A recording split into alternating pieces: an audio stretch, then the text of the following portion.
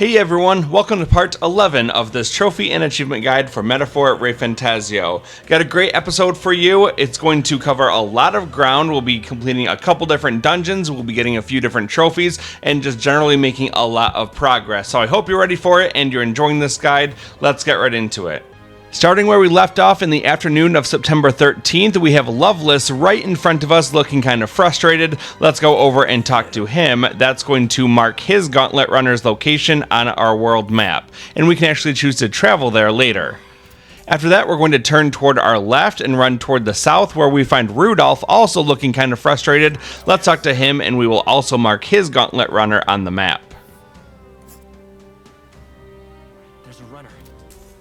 Now turn toward the right and go over and talk to the portly man who has the exclamation mark above his head. He's going to give us a new quest called Warmth in Winter, where we have to purchase some durable spider silk from a place called Malva, which is located just to our south.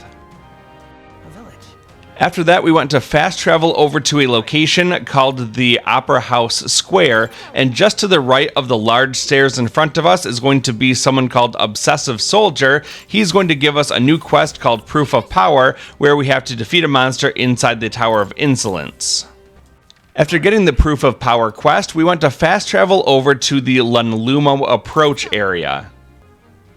Now hop on your sword and start traveling north along the road until it opens up a little bit more. Now turn toward the left and go inside the Mountain Recruitment Center. Let's talk to the recruiter dispatcher behind the counter, and we're going to choose a new bounty to hunt, and that's going to be the Ice Beast Kaimenzan Traceless Threat. Once we select this one, we're going to get a new quest called The Fiend in the Frozen Forest inside a place called the Everfrost Forest. That's going to be located a little bit toward our north. After taking on that new bounty hunt, we're going to fast travel over to the Skyward Tavern. Now let's go forward and then go over toward the right a little bit. There's another gold beetle over here behind these boxes and barrels. After picking up that gold beetle, we're going to talk to the informant inside the tavern called Informed Woman, and we're going to buy one piece of information from her. It's going to be called Giant of the Tower of Insolence. This is related to the Proof of Power quest that we got from the Obsessive Soldier. This will actually show us where the Tower of Insolence is on the map, and it's going to be located just to our north. Let's fast travel once again to the Gauntlet runner so that we can get our daily supply of cooking ingredients from inside the pantry.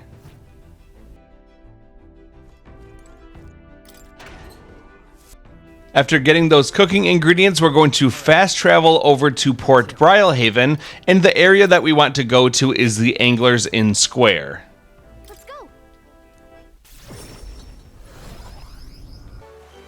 From here, hop on your sword and start traveling over toward the west. Before you go across the bridge, turn toward the left. You'll go past the watchtower, and there's someone over here that we can turn in a quest to. This is the Exhausted Woman.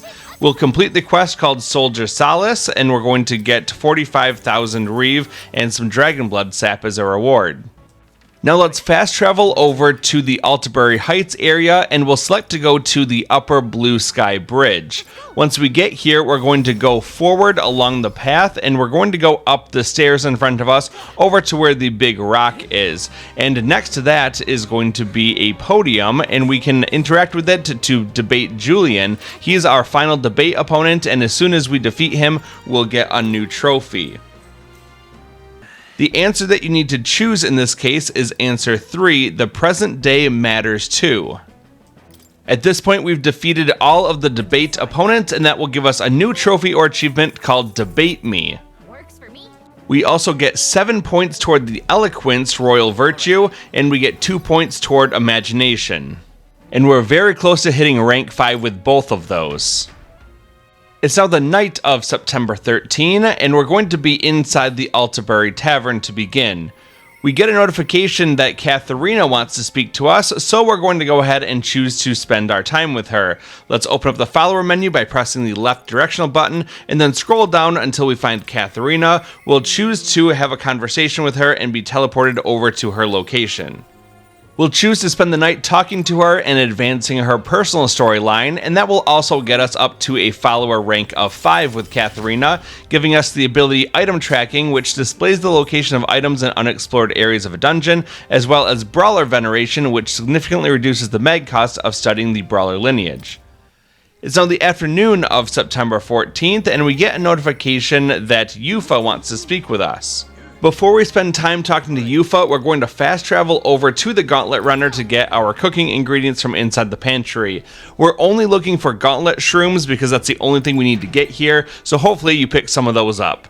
After that, we'll open up the follower menu, scroll down until we find Eupha, and then we're going to choose to go and have a conversation with her. Now let's go forward and talk to Eupha so that we can choose to spend our afternoon with her. That will advance her personal storyline and get us up to a follower rank of 5 with Eupha. That will give us a new ability called Scion's Merit, which increases the skill inheritance slots for the summoner lineage up to 3. It's now the night of September 14, and we're going to be back inside the Altabury Tavern. Once we're here, we get a notification that Junah wants to speak to us, but we aren't going to spend time with her just yet. Instead, we're going to fast travel over to Port Brilehaven so we can go to Seabreeze Street to see our good friend, the Wary Shopkeep, who sells us the white masks that we need to craft masks for the Masked Dancer. So let's go forward a little bit and talk to that wary shopkeep. The only one that I want to buy right now is the Devil White Mask. We're actually getting pretty close to having enough masks for the rest of the game, all the ones that we'll need. So after you purchase that Devil Mask, then you want to open up the follower menu, go down to Junah to select her, and we're going to choose to have a conversation with her and teleport over to her location. Now let's talk to her and choose to spend our night talking with her. That will advance her personal storyline a little bit more, and we also hit rank 7 with Junah, and that gives us the Battle Hypnosis ability where she will gain experience at the normal rate even while she's in reserve. This will take us to the afternoon of September 15, and we're going to fast travel over to the Gauntlet Runner. Because it's Idols Day, we're able to go into the toilet and get a permanent +1 to our luck stat. After that, we'll go across the hall and we're going to interact with the pantry to get our cooking ingredients of the day. Now let's turn left and go into the strategy room so that we can use the round table to choose a new destination from the route map. We want to go a little bit toward the south to get to the small town of Malva. There's a couple things that we want to buy from the shop here. One of them helps us with a quest and the other one helps us to cook things. Now let's turn around and go into the kitchen so that we can do a little cooking without wasting any time thanks to our bond with Maria. When we interact with the cooking table, we get a few new recipes thanks to having Basilio in our team, and we're going to look at the recipe list. If we scroll way down, we can cook the amber stew right now. The other things that do need some ingredients that we don't have, like this Altabury wheat flour, so we will be buying that when we get to Malva. We just can't make it right now. So instead, we'll just make that amber stew, and then we'll be able to continue on from here. Now let's go next door into the studies so that we can interact with the bookshelf. We have a new book available to us, and we want to scroll down so that we can read that new book called Literacy Workbook. When we read this book, we get 6 points toward the Imagination Royal Virtue. There's no questions or prompts, we just get the points for reading it. And then after that, we cross paths with Loveless's Gauntlet Runner, which initiates a fight with him. Neuras will begin the fight by blasting Loveless and giving us a head start. Loveless is weak to light-based damage, so Eupha can use the Hama spell to hit his weakness. It doesn't do a lot of damage, but it is a little bit of free damage thanks to the fact that it only uses a half of a turn icon. Now with our protagonist, we're going to use a Void Wave to deal heavy wind damage to him and also lower his attack a little bit. Now with Junah, we can also use Hama to hit his weakness and save half of a turn icon. Now with Hulkenberg, we should note that he resists pierce damage, so don't use that, instead use something like Batra. Now let's do those same 4 attacks again. We'll use Hama, Void Wave, Hama, and Batra.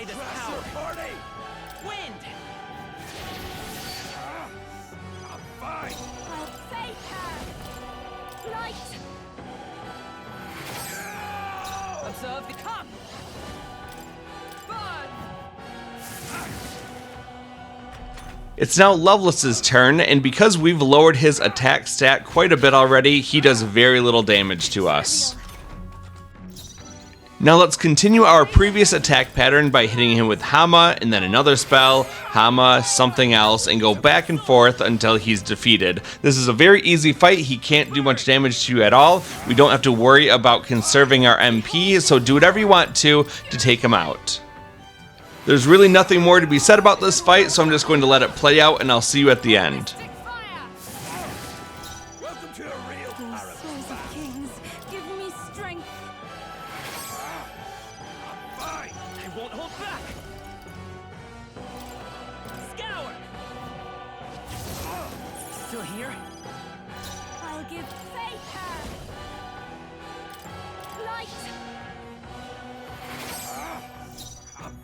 Dark Knight, burn! Still standing, I see.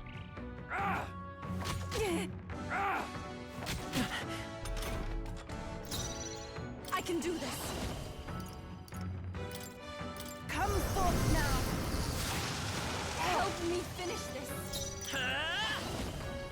Wind. Well, there you go. That fight wasn't hard at all. It just took a little longer than most of the other fights that we do, but it was still only a little over 2 turns to complete that whole fight. We'll get all of our rewards, and then we also get Basilio's Berserker archetype to learn Slam Shatter, which deals medium physical strike damage to all enemies. And now we arrive in our destination of Malva. There's nothing that we can do here besides visit the shop. We're going to begin by selling off all the treasures that we have acquired. I've got almost 98,000 Reeve worth, and then we're going to go to the buy menu. We'll go down to the bottom of the list to find the Altabury wheat flour. We're going to buy 5 of these. And then we're going to look at the other things that they have available to us. These Heavenly Waters, Graced Waters, and Blessed Waters are things that we need to purify equipment at the church. So it is a good idea to purchase these things if you're interested in doing that. They do have a limited stock, but I would recommend definitely buying the Heavenly Waters as well as the Graced Waters. The Blessed ones we have a lot of already. And before you go over to the Key Item tab and purchase the Durable Spider Silk for 400 Reeve. This is a quest item that we need to purchase. And then once we're all done shopping, we'll choose the Let's Go Back to Base option to end the day and teleport ourselves back to town. It's now the night of September 15 and we're back inside the Altabury Tavern. We'll get a notification that Catherina wants to speak with us, so let's go ahead and do that. Open up the follower menu, scroll down until you find Catherina, choose to go have a conversation with her, and get teleported over to where she is. In order to spend time with her, you had to reach rank 5 Intolerance, giving you the option to say anyone would be afraid. So choose that, it's option 3, and now we can choose to spend our night advancing her personal quest line, and we're also going to get up to a new rank with her.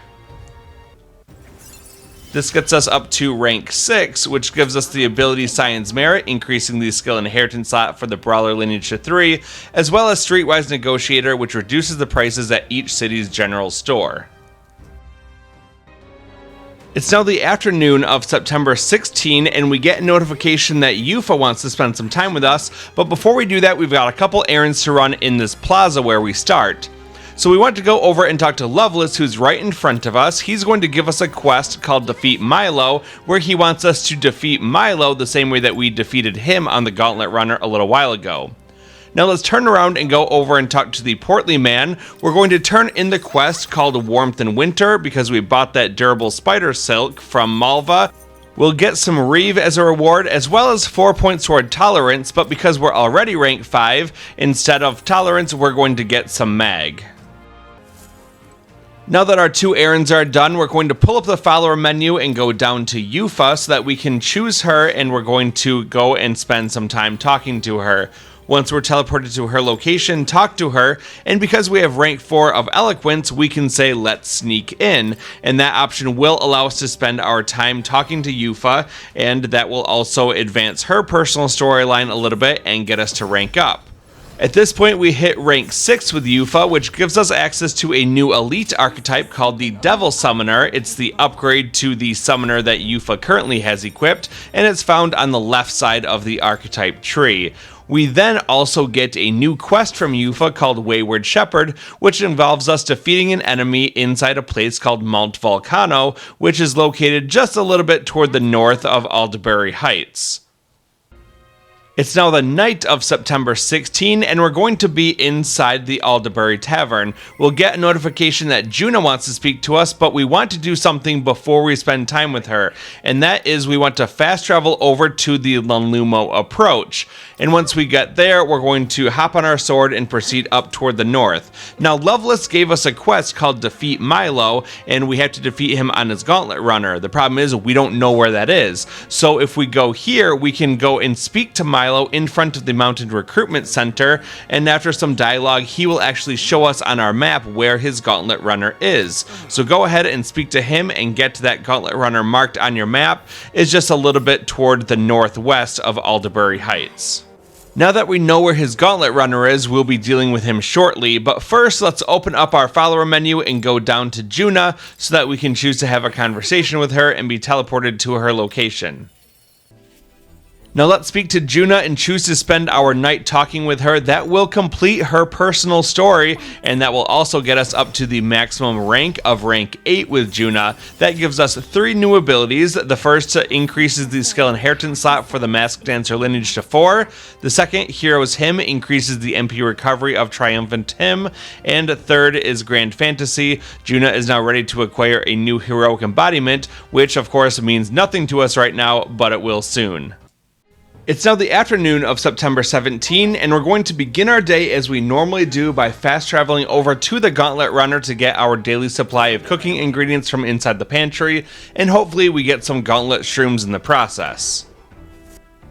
After that, we're going to turn left and go into the strategy room to interact with the round table. We're going to use the route map option to choose our next destination, and in this case, we're going to be traveling over to Rudolph's Gauntlet Runner, which is located just to the north of us and just to the east of the Tower of Insolence.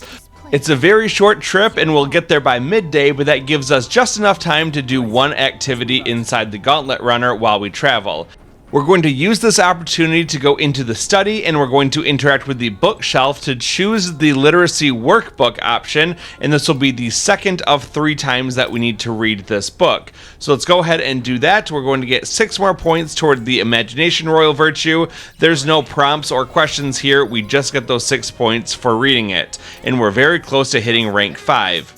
After that, we will encounter Rudolph. We'll begin the fight by having Neuras blast the team of 3, and what we want to do is to focus on hitting all the enemies at once. So we're using AoE skills like this Summon Eagle Lion King to not only hit all 3 enemies, but also hit the weakness of the enemy on our right. So let's keep on using those powerful wind spells. Since our protagonist is a soul hacker, we get access to Seeker's Gale, which is going to do a lot of damage to all of these enemies as well. And then we're also going to have Junah then use her ability, Crimson Flame, to hit all 3 of them with powerful fire magic. And finally, with Hulkenberg, we're going to have her use Blackguard's Hammer on Rudolph. Although it doesn't hit his weakness, it is going to set him up so now he does have a weakness to dark attacks, and we can hurt him the next time around. We have 2 more attacks this round, so I'll summon in the Eagle Lion to hit all the enemies again, and then we're also going to have our protagonist use Seeker's Gale on all the enemies.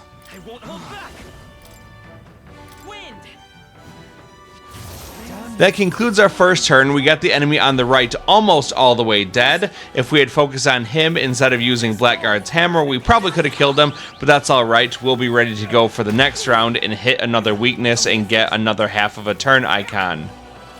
The enemy's attacks are pretty weak, and you don't have to worry about them too much, but they can definitely hit Junah's weaknesses, so just be careful about that.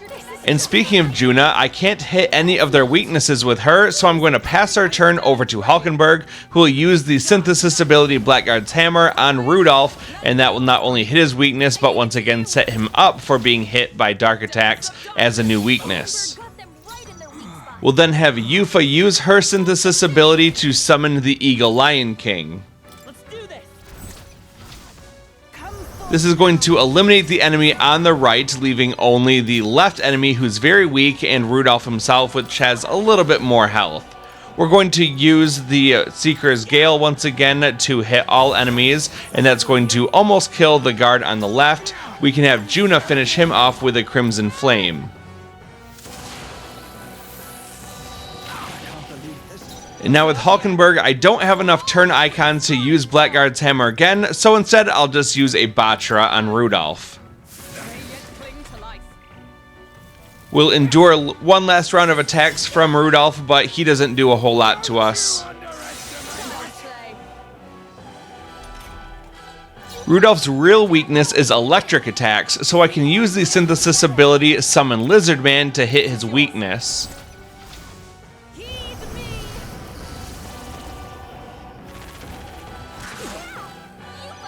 Now our protagonist is going to use Candera. He's almost defeated, so we'll just have Junah use Crimson Flame on him.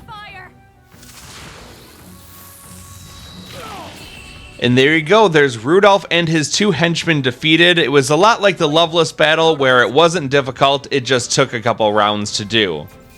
After the battle, we get our rewards, and that includes a Talisman of the War God and an Emperor White Mask. Those two items really help us out. And we also got enough experience for our protagonist to hit level 48. I already got 1 point in Agility, so I'll put the other one in Endurance.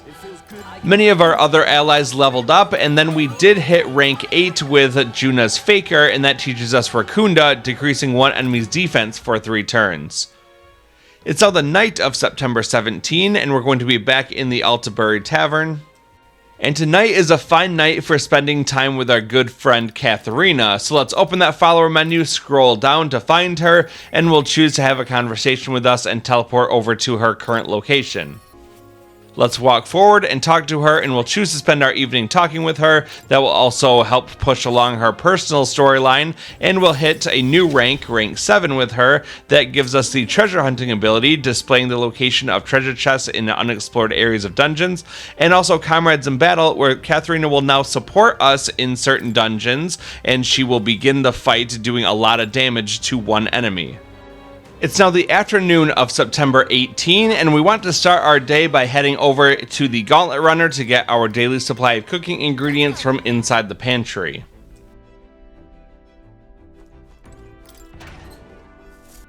Now we're going to turn left and go into the strategy room to interact with the round table, and we're going to use the route map option to choose our next destination to travel to. In this case, we're going to go a little bit toward the north, and we're going to choose to travel to the Everfrost forest. Again, this is a pretty short trip and we'll be there soon, giving us just a little time to do something in the Gauntlet Runner. The first thing that we want to do is to go over to the kitchen so that we can interact with the cooking table, and we're going to cook something. And in this case, we're going to cook the enchanted pottage because we have the ingredients to cook that now. All good. After you finish cooking, we're going to go next door into the study and we're going to interact with that bookshelf again. Once again, we're going to choose to read the literacy workbook and spend our afternoon reading. And when we do that, we're going to get 6 more points toward the Imagination Royal Virtue, which will be enough to get us up to rank 5 of Imagination. So that's 2 Royal Virtues we've maxed out already, and the other 3 are pretty close behind. Also, because we finished this book, we're going to get 6 more points toward Imagination, but we don't need them, they will just be converted over into Mag. And finally, because we finished reading all the books in the game, we get the Bookworm Trophy or achievement. We then stop at a new location called Solstice Crossing. This is going to give us 4 more points toward our Wisdom Royal Virtue. And we also get one of Neuras' drawings. We then arrive in the Everfrost forest, and Gallica tells us that one of Neuras' relics are here, and also Catherina is going to join us in battle. All of our setup is good right now, let's just run forward and go into the Everfrost forest. And we will choose to spend our afternoon doing this dungeon. I did scout the whole area out first, so let's open up the map and see what we're looking at. We start in the bottom middle part of the map, and there are different quest markers scattered around which represent monsters we have to eliminate. There's also a few items scattered mostly around the outside of this area, so we're going to be kind of running the edges for the most part. So starting from the entrance, run forward and over to the left until you can fight your first group of monsters, which are these icy wolves. After getting the ambush, then Catherina will jump in to do a strike against the enemy and do lots of damage to one of them. After that, we can just summon in the gargoyle to hit one of these enemies with its weakness to fire damage, and then with our protagonist, we can have him use Batra. Finally, we have Junah, who's able to use her fire magic. We're just going to use Infernal Vortex to finish off the remaining enemy. That's a pretty quick and easy fight. A lot of stuff in here is weak to fire, but there's also some other weaknesses to look out for.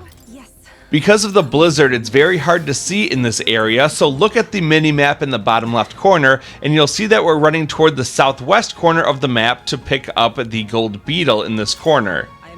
After that, we'll continue along the path toward the west. There's going to be a light elementa who tries to run away from us, so lock onto him and attack him to destroy him. He's going to be weak to darkness-based damage. Now, because of our opening ambush and also Catherina's help, he's not going to have a whole lot of health to begin with, so you can really just use any attack that you want to take him down, but I'll show you that he is weak to that dark damage by passing my turn over to Hulkenberg, who can use her Synthesis Blackguard's hammer and take him down. After that, we get all of our rewards, which includes a whole lot of archetype experience. That should be enough for pretty much everyone to rank up. Notably, Junah was able to hit rank 10 with her Faker, which is very important for us because we're going to now be able to equip a different archetype onto her. So let's open up the menu, go to the archetype tree, and then go down to Junah. She currently has a rank 10 Faker, which is enough for us to be able to now equip the Persona Master, because that involves a ranked Mask Dancer and a rank 10 Faker. So let's go ahead and choose to study this Persona Master. It does cost a lot of mag at 28,500, but it's definitely worth it. So go ahead and learn that, and now we're going to channel the Persona Master and equip all the best equipment for her. As for her skill inheritance, we're going to grab Crimson Flame, Infernal Vortex, Art of Dance to increase the success rate of skills that inflict status ailments, and Masked Revelry so that we regain MP every turn, which is good because some of her skills are pretty MP heavy. Now right next to us on the mini-map is going to be one of the quest markers. It's actually one of these burrowing worms, so we're going to hit that, and these guys are going to be weak to fire-based damage, but that is not true of all the enemies in this area. In fact, those moths are going to reflect fire at us, and that would be very bad. So we're just going to start off by using Infernal Vortex on the snow worm. That should be enough to kill him. We can do neutral damage to both enemies by summoning in the Duskbone Knight, and that will be enough to kill off the wolf. Now this moth has 3 weaknesses, either Pierce, or Wind, or Darkness-based attacks, so we can use Blackguard's Hammer and finish off the moth very easily, but we could have used any Wind-based skill or just hit him with a piercing attack to finish him off quickly. For the larger groups of moths, I would recommend summoning in the Eagle Lion or using the Seeker's Gale ability from the protagonist. Let's continue along the path toward the northeast until we get to the next large area that has a couple monsters here. We're going to go ahead and fight these guys. We've got a large group of moths here, so let's go ahead and use some AoE wind damage to finish them all off very quickly. Junah goes first, and she recovers a little MP. We'll just pass her turn over to Eupha, who can summon the Eagle Lion or the Eagle Lion King, whichever you prefer. Either one of them should be enough to finish off the whole group of moths. It's a pretty quick and easy fight when you can hit all of the enemy's weaknesses all at once and take them down with one powerful ability. After that, we'll get all of our rewards, and then we'll keep going. Yeah, that feels nice. Now let's keep heading up toward the northwest area so that we can run along the path, and we're going to go all the way to the far north end of this area. You don't need to fight all the monsters in this area, just keep running all the way toward the north, and eventually along the path you'll see another enemy called a wintry alento. It looks like a large tree beast kind of thing. We're going to go ahead and get into a fight with it. These guys are also weak to fire, so use all of your fire-based attacks and take them down. But after an ambush and Catherina helping us out, this guy doesn't have a whole lot of health left. So we'll just use one fire-based attack and finish him off. What a finale! Keep your energy up, everyone! A halfway decent result. That'll do it. Let's keep going north along the path. There's going to be an item against the far north wall, and there's also going to be another quest marker enemy, so we're going to finish him off as well as the wintry alento who's right next to him. Catherina is going to help us out by damaging one of the enemies, and now it's going to be Junah's turn. I'm going to have her use Infernal Vortex to finish off one of the enemies. After that, it's going to be Eupha's turn. I can summon the gargoyle to finish off the other one. After that, we'll get all of our rewards, and then we're going to go toward the north end of this area, and we're going to pick up the item on the ground. Now let's open up our map one more time to see where we're going. Pretty much right in the middle of the map, just a little bit to the north of where Morris Cat is another item in a large group of monsters. So let's start heading toward the south along one of the two pathways, either through the way that you came up here or through the other path, and then keep heading all the way down until you see the large group of enemies. We can go ahead and fight them. They're pretty weak. At this point, Eupha got enough Archetype experience to get her Summoner to rank up to the max rank of rank 20. That will give us a permanent plus 25 MP for her. But we're not going to change her Archetype just yet. We're going to leave it on the Mastered Summoner so that we can farm some Hero's Leaf of Lights. We'll grab the item in this area to get the Ancient God's Fang weapon, and now we want to travel over toward the east side of the map to grab another blue item. It's basically directly to the east of where we currently are. So let's follow the path around. There's going to be a couple more monsters that we can defeat, and then we're going to travel down toward the southeast so that we can get to that item against the wall. After that, we're going to proceed toward the north, taking out the wintry alento as we go along.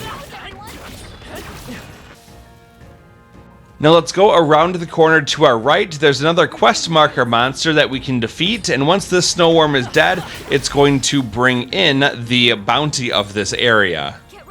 The bounty of this area is the Ice Beast Kaimenzan, and he comes with a Spear Soldier helper. However, we're going to ignore that helper and focus only on the Ice Beast using single target fire-based attacks, such as Infernal Vortex with Junah. Now with Eupha, we're going to summon the Gargoyle. The reason we don't want to hit the Spear Soldier with fire attacks is because he will absorb them, and that's going to basically end our turn by sucking away our turn icons. So just use those fire-based attacks like Batra and Infernal Vortex, Summon Gargoyle, etc. to make sure that you're only targeting the Ice Beast with fire-based attacks. Here I go! It is your turn! Come forth. After our first round of attacks, the Ice Beast is going to boost his attack and defense by a lot using Breath of Battle, and the Spear Soldier will give his life to heal up the Ice Beast. So now that that enemy is defeated, we're now going to once again focus on using those fire-based attacks on the Ice Beast. This time, however, we can use stronger attacks, such as the Crimson Flame, in order to do more damage to him because we don't have to worry about the other enemy absorbing this damage.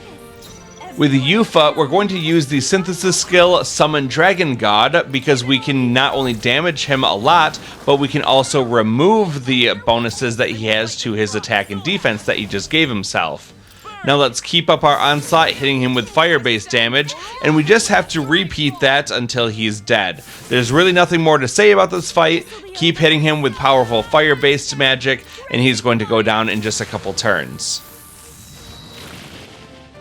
I shall do my summoner.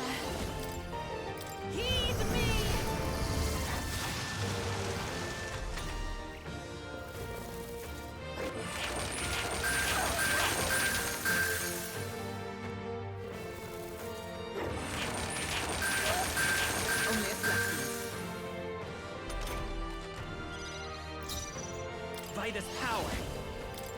Fire! You hit their weakness. Is everyone all right? Opening, Captain. Power of heroes. There you go, that was a pretty easy battle. We get our rewards now. Unfortunately, it wasn't an unscathed triumph, but it was pretty close. At this point, our protagonist hit level 49, so I'm going to assign a stat point to him, and I'm going to choose to put one more point into magic, raising that up to 36. Many of our other party members also leveled up, so let's go through these screens to confirm all of that, and then we're going to get the item called the Frostpoint Horn. We need that to turn in the bounty. Now then. And then we get the choice to go back or to keep exploring. We want to keep exploring because we're not done with this area yet. From where we are, we're going to continue south along the easternmost path, and there's going to be a quest marker below us. This actually isn't an enemy, this is a treasure chest, and in fact it's the treasure chest that contains the relic for Neuras. So run down in here, and then against the wall there's going to be the treasure chest that we can open up to get that relic for Neuras. Now let's keep heading down to the southeast corner of the map to get another item, and along the way there's going to be some more mods that we can destroy. These guys do provide us with lots of Magla pills, which are very handy for refilling our MP, and we got enough Archetype experience for Stroll Samurai to learn Unwavering Blade, and Hulkenberg's Dark Knight was able to learn Pierce Boost. Now let's keep on heading down toward the south. We can take out this wintry Alento on the way, and then we're going to, like I said, go to the far southeast corner of this map, and you can see the blue dot on the mini-map over there. We're going to run around the corner down this path to the dead end and pick up the item. It's a Talisman of the Avian, which we need to craft some more summons later.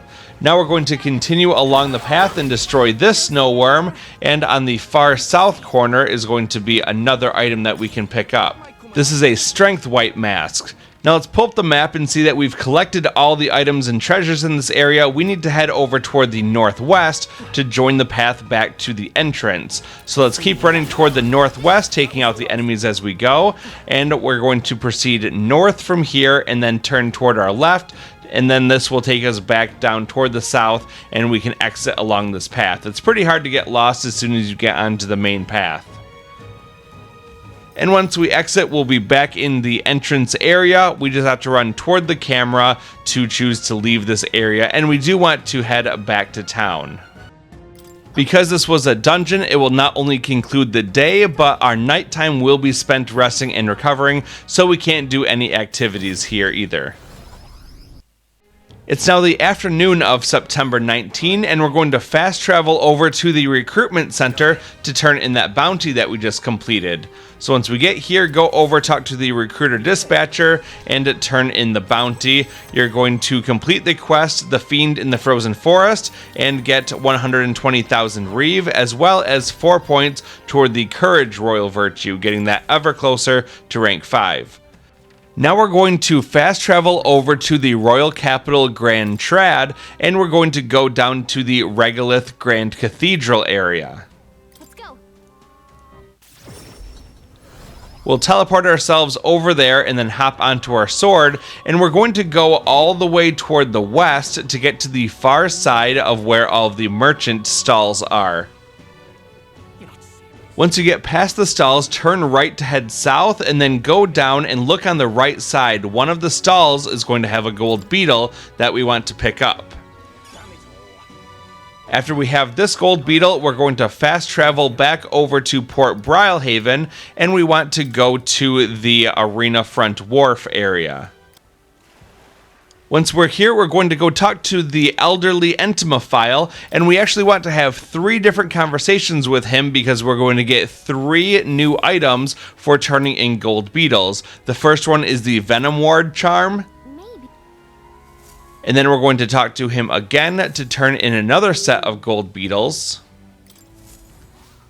This will give us another item called the Claw Breakers. Wait. And then we'll have one more conversation with him to turn in yet another set of gold beetles, and this will give us the most powerful item yet. It's called the Flame Seal Corselet, and it will completely block fire damage, which is very important considering the next destination we're going to go to. Now let's open up our map and choose to travel to the Gauntlet Runner so that we can go to our next destination. We'll go forward into the strategy room, interact with the round table, choose the route map option, and we want to travel to Mount Vulkano, which is located quite far away toward the northeast. So go way over here and we're going to find Mount Vulkano over here. We're going to then select to go there, and we're going to have a 1 day in order to travel and to do things on the Gauntlet Runner. The first thing that we want to do is to turn around and go into the pantry so that we can get our daily supply of cooking ingredients. After that, we'll go across the hall and down the ladder into the engine room corridor so that we can speak to Moore and be transported to Academia. Now, where was I? Let's go over and talk to Moore, who's sitting at his desk, and we're going to choose the special experiments option, and then we want to use mask experiments. We'll go down the list and create all the new masks that we currently can. So I'll start with this warrior's mask, and at this point you should have enough materials to make basically everything. There were only 2 masks that I was not able to create yet. The first one was the gunner's mask. I did not have a chariot white mask, but we'll get some of those soon. And also, if you scroll down, I could not create the merchant's mask because I don't have a temperance white mask, but we can purchase those from the vendor in a little bit as well. Now let's go down and choose the summon experiments, and we're going to go down the list and see that we have more of them available because we now have the Devil Summoner archetype unlocked. I'm going to create the Black Frost Vessel, and if you've played some of the other Atlas games such as Persona, these ones might look a little bit more familiar to you. Once we have the Black Frost Vessel, we can now summon Knight, who uses powerful multi-target ice damage and inflicts frostbite. We'll go up the list a little bit more and see what else we can create. It looks like we can make this a Flaming Mane Vessel, Minotaur Vessel, and Esoteric Hair Vessel. So let's go ahead and create all of those. The Esoteric Hair Vessel allows us to summon Wilder, who uses multi-target electric attacks. Creating the Flaming Mane Vessel allows us to summon the Lava Beast, who attacks using powerful multi-target almighty magic. Finally, the Minotaur Vessel allows us to summon the Guptoras King, and he attacks using powerful multi-target strike attacks. That's all of the summons that we can create for now, but we will be creating all of them by the end of this playthrough, and we'll get the trophy or achievement related to doing that. Now let's go out of Academia and return to the Gauntlet Runner. From here, we're going to head back up the ladder into the main upper hallway. And now we're going to go into the kitchen so that we can use the cooking table to cook something else that we haven't already cooked. I'm going to make the adamantine honey cake. I don't have the Luma bee required for the indestructible honey cake, but don't worry, even though we're not going to camps at nighttime anymore, we can actually buy Luma bees in the future. After you're done cooking, let's head over to the bookshelf and we're going to read a book that we've already finished called The Future of Magic, because this will give us more points toward our Wisdom Royal Virtue, getting us ever closer to rank 5. We then arrive in Mount Vulkano and we'll get a notice from Gallica that one of Neuras' relics are here, and also Catherina will be joining us in battle just like she did in the Everfrost Forest. Let's go ahead and make some changes to our archetype setups to make this place easier. We're going to start off by opening up the menu, going to the archetype tree, and scroll down to Eupha. She has a maxed out summoner, and we need to make her into a devil summoner. However, that requires us to be a rank 10 seeker, which requires us to be a master rank seeker. So starting off, we're going to choose to study the seeker archetype with Eupha, just so that we have that unlocked. We do not need to channel it, however. And now that we've learned how to study the Seeker, we're going to back out and then go to the item menu, and we're going to use a Hero's Jeweled Root on Eupha on the Seeker archetype to raise it from rank 1 all the way up to rank 9. After that, we're going to use another Hero's Jeweled Root to get it up to rank 17. At that point, we're going to switch over and use the Hero's Leaf of Light to raise it up from rank 17 up to rank 20. Now that we have a Mastered Seeker, we can now study the Magic Seeker archetype. So we'll back out of the item menu and then go into the archetype tree, go down to Eupha, and then move her over from the Seeker archetype to the Magic Seeker and choose to study this one. This right here. All right. This is going to cost us 6,000 mag, but it's definitely worth it. It seems I've grown. After that, we don't need to channel it, and we're going to once again return to the item menu, go down to the bottom of the list, and we're going to choose another hero's jeweled root to get her Magic Seeker from rank 1 up to rank 5. Within me. After that, we're going to use Hero's Leaf of Lights to get her from rank 5 with the Magic Seeker all the way up to rank 10. It seems I've grown. Now that Eupha has a rank 10 Magic Seeker, we're going to exit out of this menu and then go to the archetype tree, scroll down to Eupha, and now we're going to choose to study the Devil Summoner archetype, which is available to us.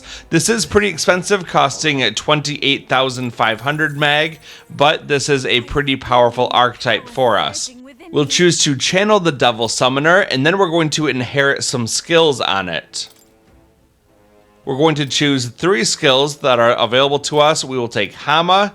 We will also take Wind Dodge. All right. And third, we're going to take Cyclo. None of these 3 skills are particularly helpful in the short term, but we can make use of them later on. Now that our Devil Summoner is all set, let's look at our other archetypes. We'll go over to Stroll, and he is currently equipped with the Samurai archetype. He's going to inherit Icy Strike, Frigid Fortress Tactic, Slash Boost, and Heat Up. With Hulkenberg, we're going to change her Dark Knight archetype to inherit a few different skills. The first one is going to be removing Batra, and in its place, we're going to take Blizza. This next one is kind of your choice. You can either keep Metaline if you want to have a good way to heal your whole party, or you can replace it with something like Candera to give you better access to a different element with attacking. Either one of those is totally fine, and then we're going to take off Magic Circle and replace that with Hama so I can use light-based attacks. Definitely keeping Lucky Find on though, because that's always very helpful. Finally, let's have a quick peek at the protagonist to see what his Soul Hacker has inherited. We have Lucky Find, Batra, Blizza, and Candera. All of those are totally fine for what we're about to do. Now that our archetypes are all set up, let's change up the party just a little bit. We're going to remove Junah from the party, and instead we're going to put Stroll in her place. Finally, let's have a look at everyone's equipment. We're going to start with Stroll, and we're going to choose the strongest option to equip the best equipment onto him. Now let's go over to the protagonist, and we're going to equip the best things on him. Let's go down to Hulkenberg and equip the best things on her. Leave it to me. We'll also check to make sure that the best stuff is also equipped to Eupha. One thing that's a little bit redundant is that Flame Seal Corselet. Because her archetype already blocks fire damage, we don't need a piece of equipment that does it as well. So a little bit of a difference there. If you wanted to change that up, you could. Otherwise, when you're all set, run forward, go through the door, and we'll enter the dungeon. Let's proceed down the path in front of us and then turn toward the right. That will take us down a ramp to a lower area. And when we get down here, we'll have a look at the map and see that we just have to head down toward the southeast so that we can grab an item and then go up a nearby ladder. In this first part, there's going to be a lot of these Specto enemies. I'm just going to run past them all at first and try to get them to congregate up on me toward the end of this place as we get down by where this item is. The best way to deal with these things is to try to just hit them one time and then get away from them. If you hit them once and then roll away 2 times, you'll be able to initiate their self-destruct sequence and then get out of the way before they blow themselves up. This is a very safe way to get quite a bit of experience, archetype experience, mag, and money without having to use up any MP. You just don't want to be inside the big blue or purple circle when they blow up, otherwise you're going to take quite a bit of damage. So hit them one time and then roll away 2 times. Do that until they're all destroyed. Then head down to the southeast corner and climb up the ladder into a new area. We'll open up the map again and see that we just have to run toward the northwest to grab a new item and also a treasure chest in this area. There's also a lot of holes that you can choose to jump down. We're not going to do that just yet, but they will be a very important part of navigating this dungeon. So go through until you get to the item marker on the map. It's actually a gold beetle, and then we're going to proceed along the path up toward the northwest so that we can grab another treasure chest over here. This is actually going to be the relic that Neuras is looking for, so make sure that you grab that. Now we're going to backtrack a little bit until we get to one of the holes in the floor, and we're going to choose to jump down. This takes us down into the entrance area of the dungeon where we just were before we climbed up the ladder. Now we're going to proceed down toward the southeast until we get to the part that is a ramp that takes us down into a lower area. If we look at the map, there's going to be one item directly in front of us toward the south. Then we want to proceed along the path up toward the northwest corner to get 2 more treasure chests before going up a nearby ladder. I tried to bait it into blowing itself up, but it wasn't having it, and it attacked me instead and got the ambush. Luckily for us though, these guys are pretty easy to defeat.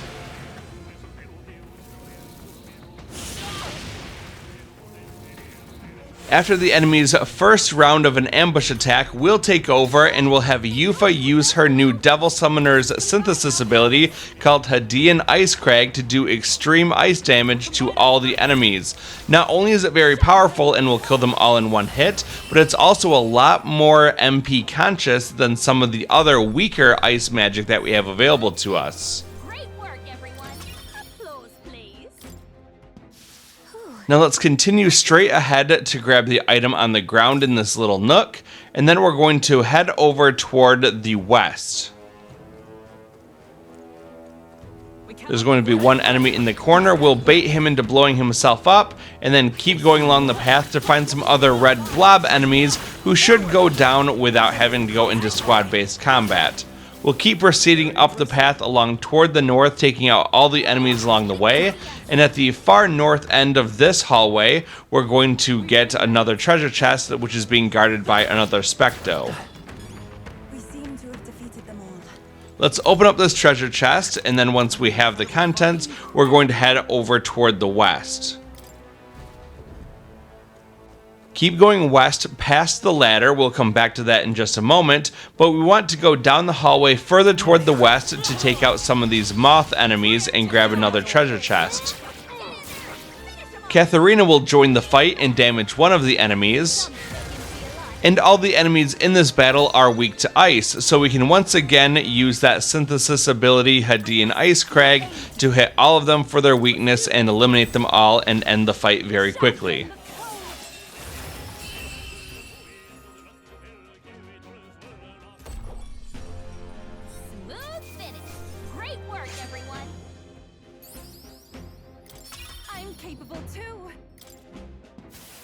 There's one more slightly tougher enemy around here. It's actually this black looking slime, and it's called a Skull Gelatinos. After Catherina attacks, we'll have the opportunity to fight these guys with our own party, and if I wanted to, I could hit their weakness with Eupha using Summon Kishin, but that only attacks one enemy. I can just use Hadean Ice Crag. Even though it doesn't hit the Skull Gelatinos' weakness, it's going to do enough damage to just eliminate them outright. What a finale! Keep your energy up, everyone! Good. Tis done. I admit, it feels good to get stronger. I think that's... Now that we've cleared out all the enemies from this area, let's grab the treasure chest in the far northwest corner. Wow, what a find! Now let's backtrack the way that we came a little bit toward the east, and we're going to go up the ladder.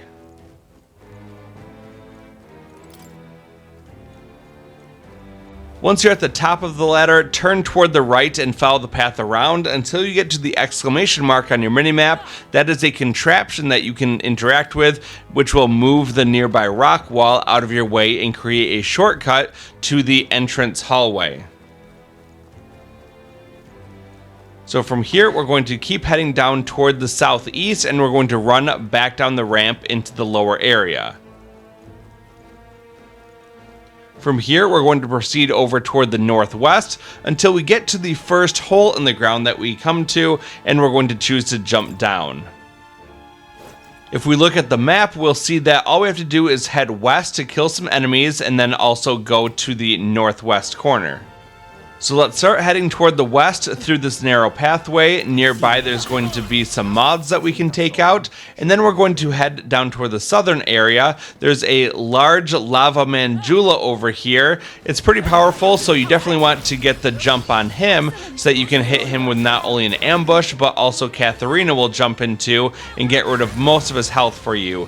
Thanks to that big head start, we can play around with him a little bit. We'll pass Eupha's turn over to the protagonist, who's going to use the Blizza spell just to hit his weakness. Now let's have Stroll use his synthesis ability called Phantom Sword Swarm. Let's go. This is it! They die hard! Hulkenberg now has access to a new synthesis ability called Flying Guard Thrust, so let's use that. Right, let's go! And thus I end it. We got a pretty lucky critical hit there, which will then allow me to use the synthesis ability called Summon Kishin. If you recognize this guy from the Persona series, let me know down in the comments below. Help me finish this. Well, we couldn't quite finish him off because we were more playing with our food than actually trying to kill him, and he'll get a turn to do a little bit of damage to our party members. It's our turn again, and I'm going to have the protagonist use his synthesis ability called Winning Horse. We'll team up! Let's do this.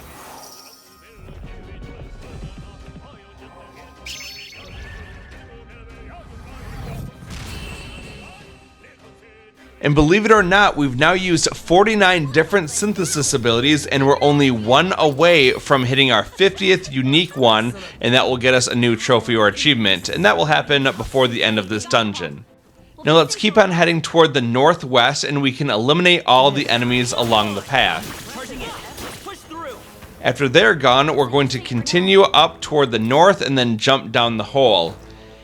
This area has two ladders, one in the middle and one to the southeast. Let's go to the middle one first, and to get there, we're going to run around the area, and we'll start by heading over toward the south and eliminate all the enemies along the path. A lot of the monsters over here are just these moths, which will go down to one Hadean Ice Crag. We'll keep heading toward the south to find some more moths that we can take out easily, and then we want to turn and start heading toward the east.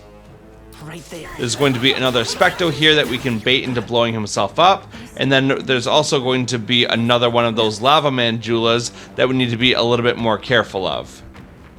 We'll try to bait his attack a little bit and then counter attack so that we can initiate that squad-based combat and take him down with ice skills. I did happen to get a chariot white mask to drop. Those actually do drop pretty frequently from these lava mandulas if you've got Lucky Find equipped. Our protagonist hit level 50, so I'm going to give him 1 point in agility to keep it tied with endurance. Now we'll keep heading over toward the east, and we're going to take out all the enemies along the way as we then proceed over toward the north. Goes, everyone. There they are. There's another red slime we can take out, and then we're going to go over toward the left so that we can go through this narrow pathway and then climb the ladder up. There's going to be an item around the corner, so run over here and grab that, and then you want to go through the nearby crawl space over into the other hallway. Now we just want to keep going along this pathway and going around the holes in the ground. Don't jump down any of those yet. We're just going to make our way past all of the monsters following this pathway until we get to the far northwest corner where there's going to be another ladder that we want to climb up. I think we're in the clear. So here's the last hole in the ground. We'll go around that toward the north and then start heading west, and we'll climb up the ladder.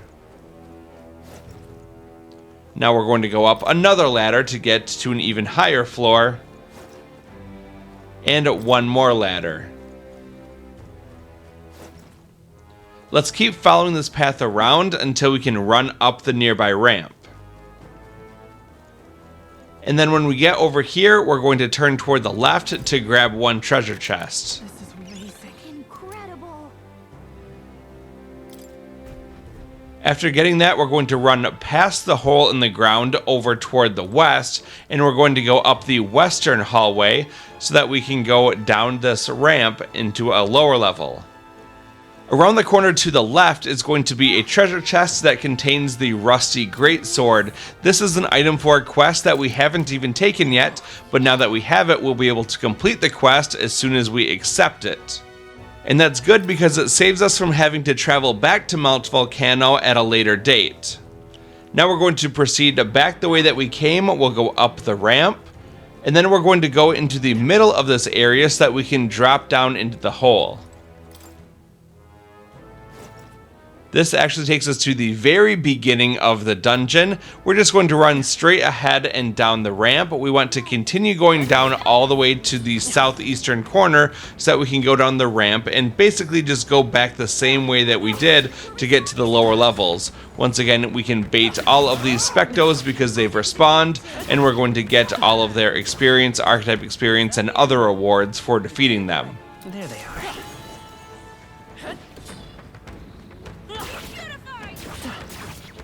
Once they're all gone, let's keep heading down toward the south to go down the ramp into the lower level. We'll keep going along the pathway until we get to the hole in the floor, and then we'll jump down to the lower level. Now let's keep heading over toward the northwest to jump down into the hole.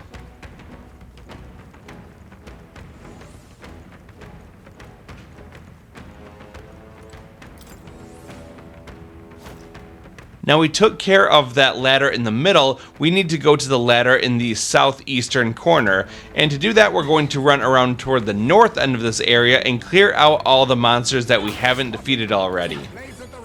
I see the enemy. We'll just be skipping all of those squad-based combats because we're just using ice-based attacks to clear them all out, and things like that. Tadi and Ice Crag do a wonderful job of killing all the things very quickly. We'll continue around the path, taking out all the enemies that we encounter, and we want to make our way over toward the southeast corner of this area.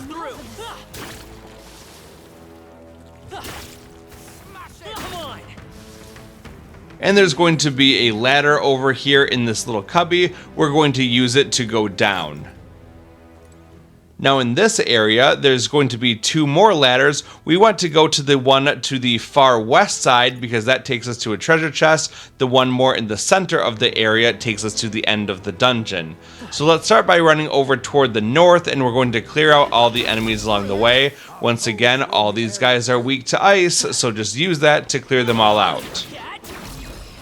At the conclusion of this battle, I got not only another Chariot White Mask, but I also got enough archetype experience for Heismay to master the Sniper archetype that he has. And that means that we're going to be able to switch him to another archetype to keep leveling that up. So let's go into the menu, over to the archetype tree, go down to Heismay and select him. We're going to move him from that sniper back down toward his normal archetype lineage tree, and that's going to be to the assassin job. He's rank 18, and that means that he's pretty close to mastering this one as well. So now that he's channeling the assassin, we're going to keep going around the corner and eliminating all the enemies along the way.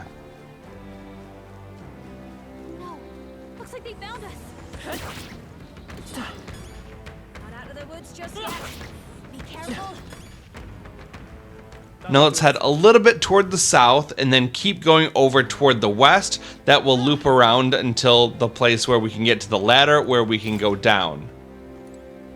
This is just a straight path ahead of us, but there is a Dark Elementa in our way. If we can initiate that squad-based combat on him with the advantage, we're going to do lots of damage, especially because Catherina is helping us. This guy is weak to light-based damage like Hama, however, those spells do very little damage to him. It's only good because we get basically a free attack out of it. But really, you'll be a lot better off just using your stronger abilities. So use basically whatever you want to. We're almost done with this dungeon anyway. I'll just have Stroll use his Thunderblade to finish the enemy off, and we'll get all of our rewards, which includes a significant amount of archetype experience for us.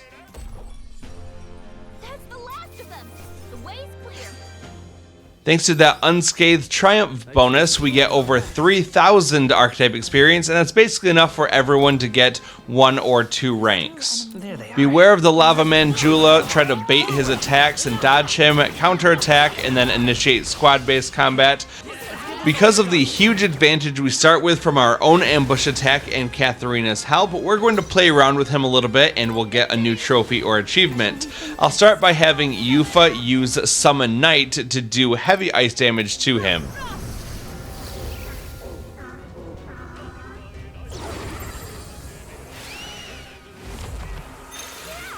Eupha hit their weakness. After that, we're going to have the protagonist use Winning Horse. I'm counting on you. You hit their weakness. I shall fight. And finally, we're going to have Stroll use Windblade, which is the 50th unique synthesis skill that we've used, and that gives us the Teamwork Makes the Dream Work trophy or achievement. Let's get all of our rewards for defeating this enemy. I did happen to get another one of those Chariot White Masks, which is very good. And then we're going to continue on toward the end of this pathway, and we're going to pick up the treasure chest at the end. What an incredible fight. How exciting.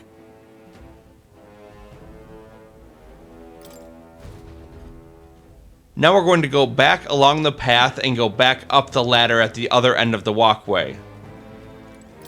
We now want to go and use the ladder in the middle of this area. So let's go around eliminating all the enemies that we haven't defeated yet, and we'll keep on going toward the south.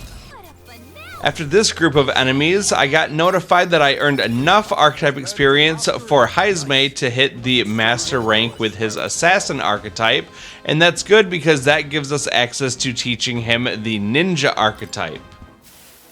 So let's open up our menu and then go over to the Archetype tree. We'll scroll down to Heismay, and now we're going to go down one more level to the Ninja. We're going to choose to study this archetype. It's going to be pretty expensive at 22,500 mag, but that will be a big increase to his abilities. We want to channel it, and then we can just exit out of here. Now we just want to head south along this westernmost pathway, and we'll eliminate all the enemies in our path as we go. We want to make it all the way down to the southern pathway so that we can go over toward the east and eliminate all the enemies that we haven't beaten yet along this pathway. We made short work of them. Whew. That should do it. Now that we're in the southern pathway, let's go all the way toward the east and take out all the enemies until they're all gone from our minimap. That was all of them. Right there. All right. How's that? Time for some close combat. So we've made it back all the way around toward where the starting ladder is. All the enemies in this outside circle have been defeated. So we're going to start backtracking toward the west, and then we're going to start heading north along that westernmost pathway. Now we're going to turn right and head east. There's going to be some more monsters over here that we can eliminate. And then we want to go down the ladder, which is just to our south.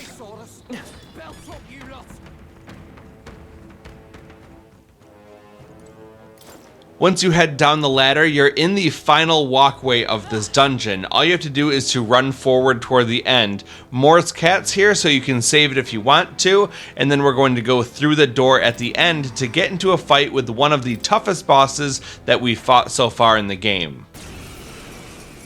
For this fight, you have to use the protagonist and Eupha. Luckily, we were planning on using them anyway. We just have to re-add both Hulkenberg and Stroll to our party before we can venture forth. Catherina will help us out and give us a 3,000 HP head start. Mad Sanctor Hyperic does not have any weaknesses unless we give him a weakness first. We can basically win this fight by looping the same attacks over and over again. If you want to use Summon Knight, it is pretty MP intensive, using 46 MP from Eupha, but it can do some pretty decent ice damage to him. After that, our protagonist is going to use Void Wave to do heavy wind magic to him and also decrease his attacks. He actually does a lot of damage when he attacks, so anything we can do to lessen that is going to be helpful. With Stroll, we're going to use Frigid Fortress tactic, because not only will that do a lot of damage to him, but it's also going to give him a weakness to ice, and that's very helpful for us. Finally, with Hulkenberg, we're going to have her use Mad Rush. All in all, in our first turn, we did about 1700 damage to him. He knows attacks that target our entire party. Mage Divinity does light-based damage, and Mage Hellscape does darkness-based damage. Now, he does have a weakness to ice thanks to Stroll's last turn, so instead of using Summon Knight, it would probably be better to use the Synthesis ability Hadean Ice Crag to do a lot more damage to him while still hitting his weakness and saving on turn icons. Then with the protagonist, we're going to go back to using Void Wave to lower his attack another stage. Stroll is going to reapply his weakness to ice by using Frigid Fortress tactic again. And Hulkenberg can once again use Mad Rush. I don't have enough turn icons to use Hadean Ice Crag, so using Summon Knight will work just fine. Hadean Ice Crag, though, would be preferable just because it not only does more damage, but it also uses up less MP, and you'll see that I'll be running out of MP by the end of this fight if I keep on using Summon Knight too often. His Curse Chant ability is very nasty because if it hexes someone, it's going to mean that if I attack him and don't kill him, then I will basically end up dying from the recoil damage that I take. So at this point, because Hulkenberg is hexed, she's really not going to do any more fighting, and she becomes a support character until she can break free from this curse. Luckily, we've collected a lot of these great fairy dusts in this area. They dropped from many enemies, and so I can start using those with Hulkenberg to heal my party members up for 100 HP for all of them. Now we'll just continue using those same abilities like Summon Knight, Void Wave,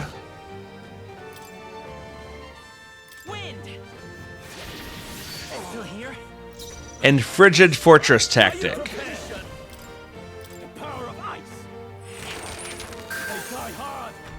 He's going to keep attacking and lowering our health, but once again, Hulkenberg is not able to return fire, but we're just going to use her as a support character instead. So keep using her to heal up your party members, especially if their health starts to get pretty low. Just use one of those items that you've got in stock to keep yourself nice and healthy, and you should be able to get through this fight without anyone dying.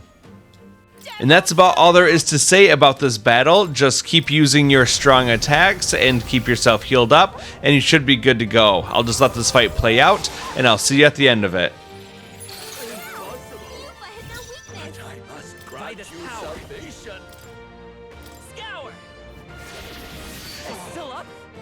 I can't afford to hold back. I shall vanquish evil. Be frozen! Tougher than I thought. A most dreadful curse with blade in hand. I'll stay my blade. But I must grant you salvation. Devil summoner! No, not this. I shall take a defensive stance. Close your ears! Heavy. You will fall at Hulkenberg's badly wounded. Someone heal her. Hulkenberg's in bad shape. She needs Won't help. hold back. Wind. A tough one. Now, what's the Backward attacks until it's power gone. of ice? There you go, that fight did take a while, and we did lose a lot of HP with some of our characters, but we succeeded overall. We get a lot of rewards for that fight, including a new weapon for our summoner, and we also get the Talisman of the Night to help summon some more things. We also hit level 51 with a protagonist, and I'm going to give it one more point into magic to raise up to 38. We got some more archetype ranks too. Stroll Samurai learned Regenerate 3, giving us significant HP recovery every turn. The Dark Knight on Hulkenberg learned Instant Recovery. It ensures that status ailments are automatically cured in one turn. Gee, wouldn't that have been nice before this fight? And Heisman's Ninja learned Agitator's Art, which may inflict rage on all enemies. We We then complete the quest called Wayward Shepherd, which will increase our eloquence by 4 points, and that is just enough to get us up to eloquence rank 5. That's 3 royal virtues we've hit rank 5 with, and only 2 to go, but those are both very close. After that, we're given the option of going back to the entrance or exploring further. We want to go back to the entrance. Now we're just going to run forward and choose to leave the dungeon. We want to return to town immediately, and that will not only end the day, but also use up our nighttime because we went into a dungeon and we have to rest and recover overnight. This takes us to the afternoon of September 20th, and this is where I'm going to end part 11. Thank you very much for watching. I really appreciate it. We've got a lot more to do in part 12, and I hope that you'll join me for that. If you want to ensure that you do, be sure to hit that subscribe button. I really appreciate all the new members of our community, and also consider hitting that like button and commenting down below if you're enjoying this series. We're actually getting pretty close to the end. We still have some more work to do, but we're definitely on the downward slope of it all. So I'll see you soon for part 12. Until then, thanks for watching and have a good day.